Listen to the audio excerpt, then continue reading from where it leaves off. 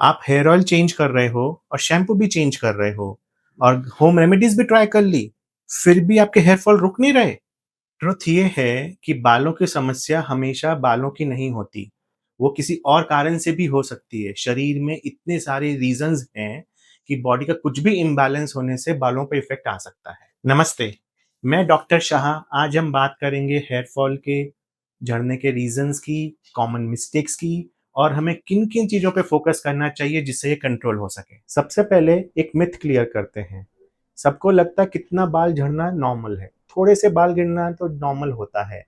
लेकिन अगर आपको ऐसा लगता है कि बाल ज़्यादा ही गिर रहे हैं, तकिए पे दिख रहे हैं, वॉश करने में ज़्यादा हाथ में आ रहे हैं या स्कैल्प दिखने लगा है आपका, तो ये थोड़ी-सी प्रॉब्लम सीरियस हो सकती है जो लाइफ़स्टाइल एंड डाइट से भी रिलेटेड होती है। इसके बारे में अब हम आगे बात करेंगे। तो अब ये सवाल आता है कि बाल झड़ते क्यों हैं? बाल झड़ने के बहुत सारे रीज़न हो सकते हैं।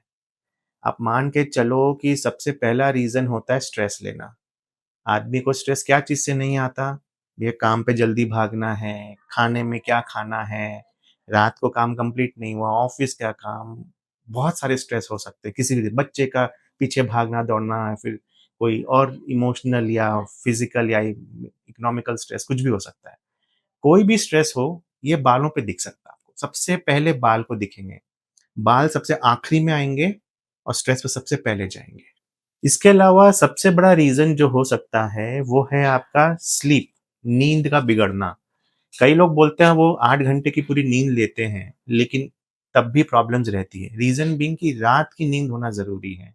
रात को हमें सोना चाहिए। We humans are meant to sleep at night. आप मान के चलो कि नॉकटर्नल एनिमल्स जो है ना, हम अगर वैसा बिहेव करेंगे, तो जो नेचर बोलती है जैसा बिहेव करोगे वैसा ही आप बनोगे चीज़ों में। रात को जगने वाले कौन से एनिमल्स आपको याद होंगे? सोचिए, एक सबसे कॉमन होता है उल्लू। उल्लू को कभी अगर आप अगर गौर से देखेंगे तो समझ में आएगा कि उल्लू के जो बाल हाथ लगाइएगा कभी अगर मौका मिले तो, बाल झड़ जाएँगे आपके और चितकबरे से कलर्स होते हैं उसके अंदर, तो बाल के शेड्स आ जाएँगे अलग-अलग बाल के अंदर, बाल झड़ेंगे भी जल्दी से और वैसा ही होता है। आँखों के विज़न पे भी इश्यूज़ आता है क्योंकि उल्लू को दिखता नहीं है, तो वैसा ही हमारा होगा। दूसरा चमगादड़, चमगादड़ को कभी अगर मौका मिला टच करने के लिए, तो आपको समझ में आएगा उसकी स्किन बहुत हार्ड है, एकदम रबरी है और बाल नहीं होते। बाल नहीं होते क्योंकि बाल हो ही नहीं सकते जो रात को जगते हैं और अगर होंगे तो पोर्क्युपाइन जैसे एकदम तीखे शार्प एंड वो तकलीफ ही देंगे आपको। तो इसीलिए जब सोना है हमें 8 घंटे की पूरी अच्छी स्लीप चाहिए रात को, 12 बजे तक आप किसी भी हाल में सो जाएँ और सुबह सूर्योदय सनराइज़ तक उठें, तो डेफ़िनेटली आपके बालों की जो साइकिल है, वो आपकी स्लीप साइकिल से जब मैच होगी, तो वो हेल्दीली ग्रो करेंगे हमेशा। इसके अलावा आपके बालों को न्यूट्रिशन का भी ध्यान रखना चाहिए। बाल जो हमारे हैं वो एक प्रोटीन के बने हुए हैं। तो जनरली प्रोटीन की अगर कमी रहेगी तो बाल ग्रोथ भी नहीं हो पाएँगे। जैसा मैंने बताया बाल is last to come and first to go type में होता है, तो जो भी आप प्रोटीन लेंगे, बॉडी का जब पूरा नरिशमेंट पूरा कंप्लीट होगा, उसके बाद जाके बालों को लगेगा। तो बालों को प्रोटीन देने के लिए यूजुअली हम लोग बोलते हैं वेजिटेरियन पीपल को मिलेट्स खाइए। आपको नॉन-वेज खाने की ज़रूरत नहीं है हमेशा। नॉन-वेज में मिल्क प्रोटीन आपको या एग प्रोटीन या मीट प्रोटीन जो मिले, अगर वेजिटेरियन पीपल हैं, तो उनके लिए इक्विवेलेंट या उनसे भी अच्छी आइटम होती है जब आप मिलेट प्रोटीन खाते हैं।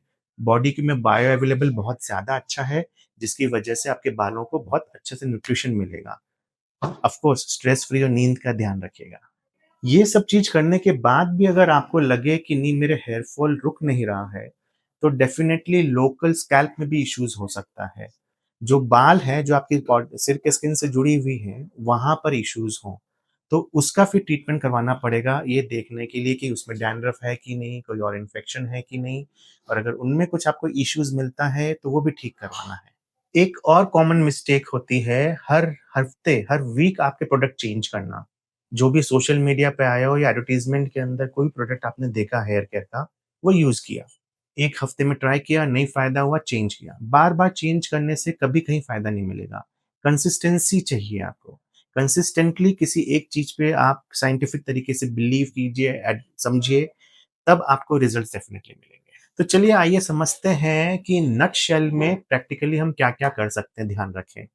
सबसे पहला है कि आप स्ट्रेस कम कीजिए, स्लीप साइकिल ठीक कीजिए, न्यूट्रिशन ठीक रखिए, साथ में पानी भी ढंग से पीना है आपको, वो ध्यान रखिएगा। और अपना जो केयर होता है हेयर का, वो ध्यान रखिए। ऐसा नहीं कि आपने बोला बालों के लिए मैंने बोला हेयर ऑयल अच्छा है और आपने हेयर ऑयल लगा के आप निकल गए आप कहीं पे पॉल्यूशन वाले एरिया में।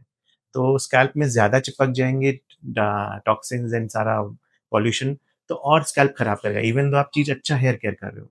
तो रूटीन प्रॉपर वो समझ के कीजिए। आप ये एक्चुअली समझिए कि हेयर फॉल गिरना पैनिक करने की ज़रूरत नहीं होती है ज़्यादा हो तो भी। आयुर्वेद में 3 तरीके से प्रकृति बताई है वात, पित्त और कफ। वात वाले हों तो उनको थोड़ा ज़्यादा केयर करना है, पित्त वाले थोड़े मीडियम केयर करना है और कफ वालों को कम केयर करने पर भी बाल आ जाते हैं। लेकिन आ जाते हैं, कभी भी ऐसा नहीं होता कि बाल नहीं आएँगे। हाँ, ऑफ़ कोर्स ये शायद जो एंड में गए हों नहीं आए, बट बीच में और कहीं पर भी गए हों, सारे बाल आते हैं।